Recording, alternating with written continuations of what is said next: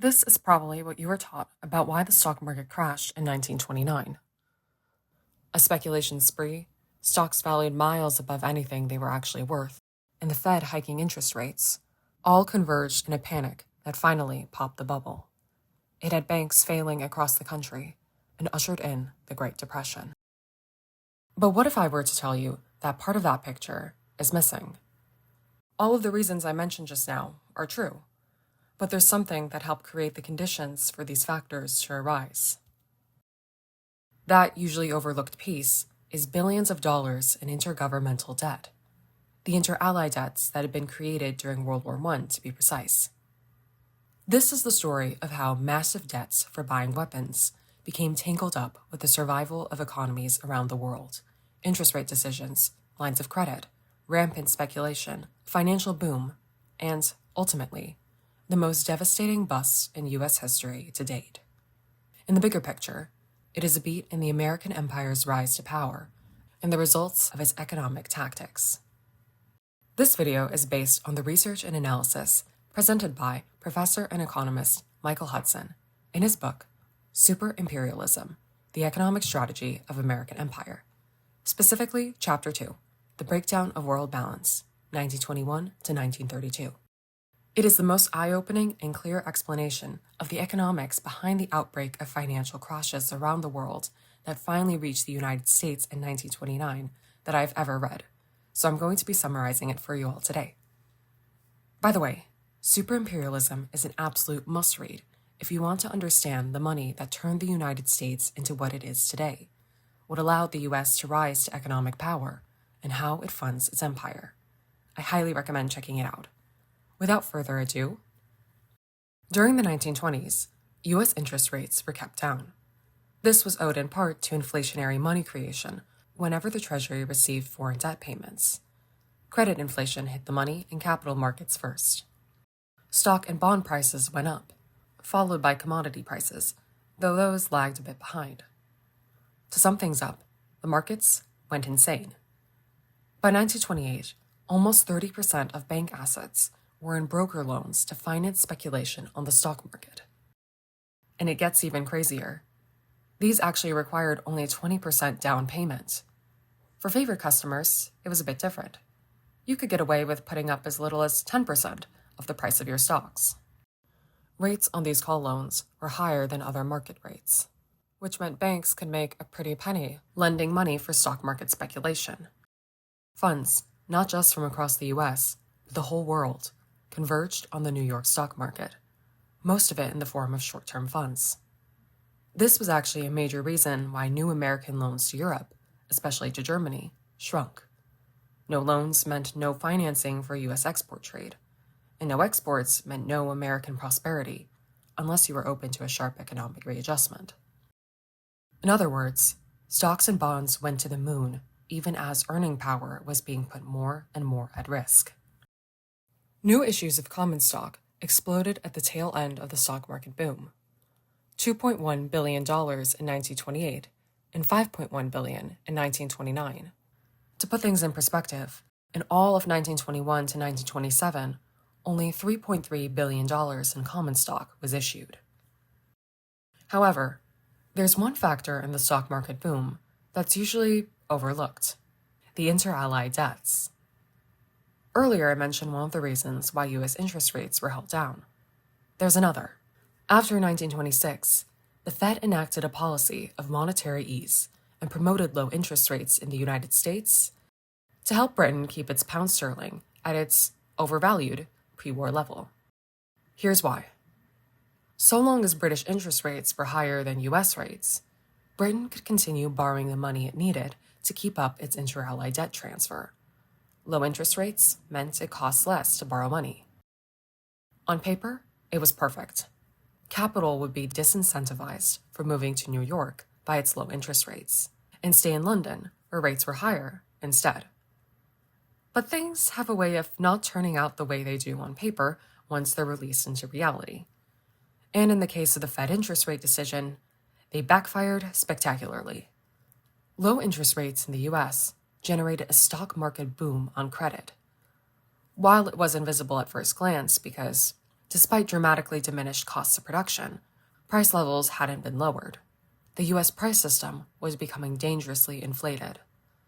Ironically, the US government's attempt to keep domestic interest rates down in order for foreign governments to continue their inter-allied debt service actually ended up setting off a chain of events that would make it more difficult instead. All of which meant that the US suddenly needed to hike rates. The problem was, raising interest rates was also a problem. When interest rates are high, financial credit stays in the country. The incentive to go abroad in search of higher returns is removed. In the case of the US raising its interest rates, Britain wouldn't be able to borrow money from US lenders to pay off its debts to the US government.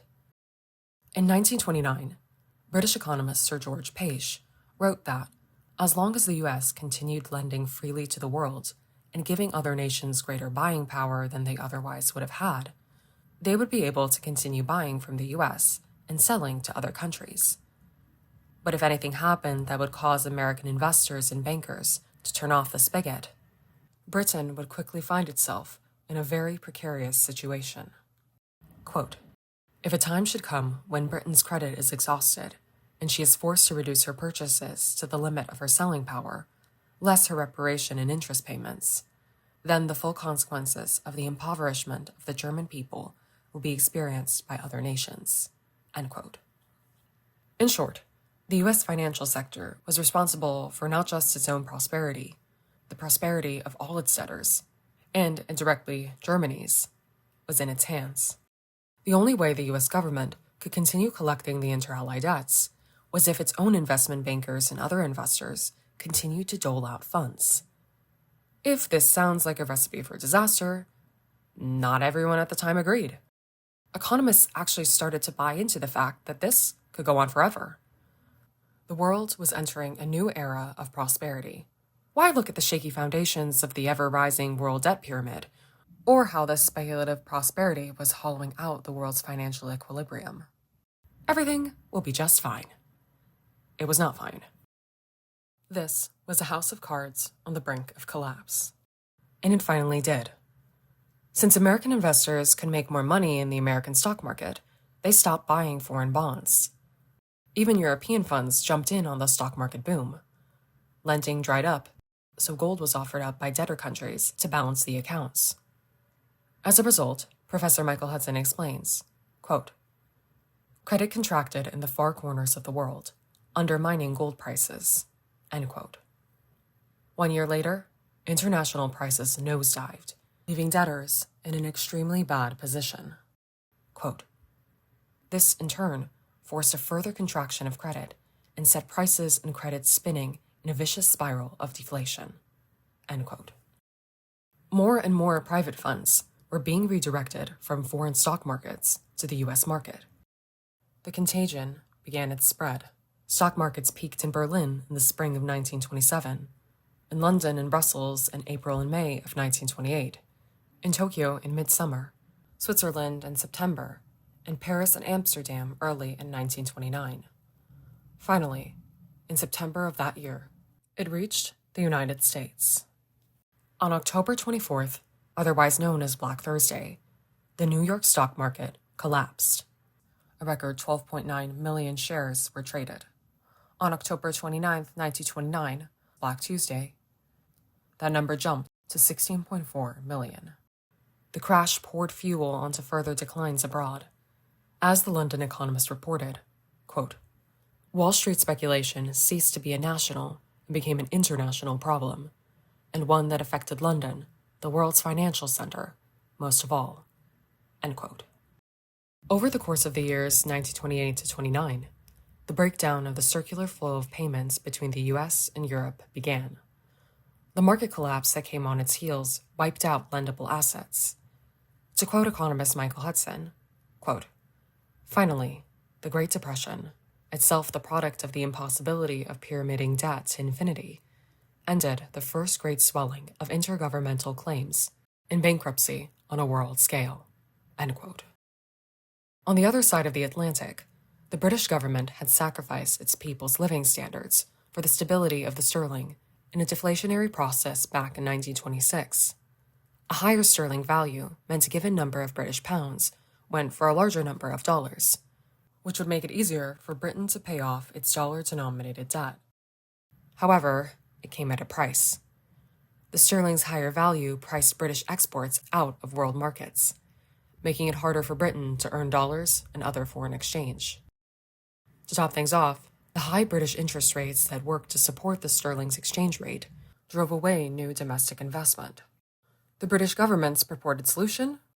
To shift the cost onto labor's shoulders.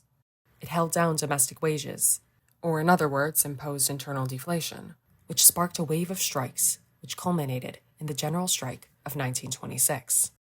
As Professor Michael Hudson shows, quote, "But U.S. low interest rates also fueled a debt-driven U.S. stock market bubble, along with debt pyramiding throughout the domestic economy," end quote. Relative to the size of its national income and wealth, the U.S. economy wasn't as exposed to the fallout of international financial and trade movements as other nations. But what was much more highly pyramided was its financial practices. Checking accounts were more common in the U.S. than abroad.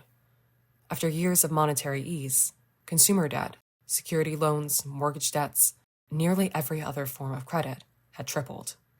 After stock market margin calls, now the banks were calling this pyramiding in. Back then, most people's home and farm mortgages came up for renewal every 3 years. This time around, instead of getting a renewal, they were foreclosed on. On the back of this financial wreckage came the Great Depression. In the end, the ramifications of the U.S.'s intransigence towards the inter-allied debts came full circle. In 1929, the U.S.'s national income stood at $90 billion. In 1931, that number fell by $20 billion. In that single year, the U.S. lost 3 times as much as the whole capital value of the war debts it was owed, and almost 80 times the total of 1 year's annuities. Its exports and domestic tax revenues fell. The pipe dream that Europe could go on forever borrowing money from U.S. investors to pay off its war debts was exposed for what it really was. As the United States and World Affairs 1933 shows, quote, "What had actually happened was that they were supported by an increasingly dizzy structure of private debt. It was a structure which could stand only so long as it was raised higher and higher. By June of 1931, the whole structure was in collapse, threatening to bring down with it in one smash all the public and private debts of Germany," end quote. And that is how the U.S. demanding repayment of the inter-allied debts, while simultaneously refusing to open its markets to its debtors so they could earn the dollars with which to pay those debts, created the conditions for global economic collapse, which, in turn, rushed the world headlong into a Second World War in 25 years. That brings this episode on the American Empire's economic strategy to a close. If you're interested in pulling back the curtain on how the money underpinning U.S. global power works, I highly recommend checking out Professor Michael Hudson's Super Imperialism, the Economic Strategy of American Empire. It genuinely has it all, from how the U.S. turned countries around the world into economic satellites, to the true purpose of U.S. foreign aid and who really benefits from it. In the next episode, we'll be taking a look at how Europe tried to negotiate the inter-allied debts with the United States, and how the decisions made helped plunge the world into World War II. Thank you for watching, and see you in the next video.